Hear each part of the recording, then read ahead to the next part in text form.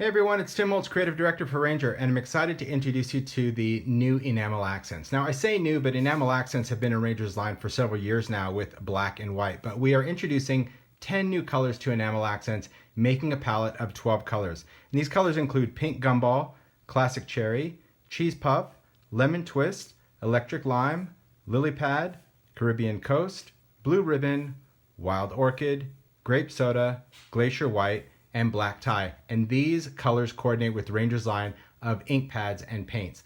Now what's cool about these enamel accents is really what they are. They are a dimensional accent that dry to a very shiny gloss enamel finish. It's kind of a faux enamel that gives it a really cool 3D effect. And you can see when you apply it to a surface, you can use all different size dots and dashes to your project.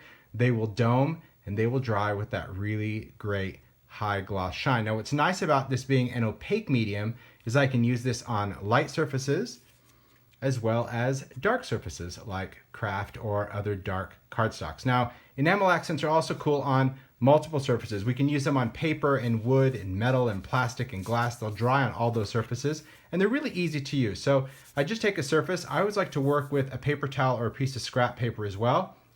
When you use these have a very fine nib, just like we have with our glossy accents and stickles. So the first time I go to use it, I just like to flick that bottle down just to get some of that medium to the tip of it, establish the flow just on a piece of scrap paper, and then we can go right on to our project. Now if you want to make a little dot, if you just kind of twist that bottle as you lift it up, that creates that perfect domed dot, and we can squeeze as much of that medium out, and you can see really easy to create dots. That little twist just kind of breaks that. Otherwise, if you just kind of take that and lift it, you risk kind of stretching that out. But we can also go in and make little dots, dashes, scribbles.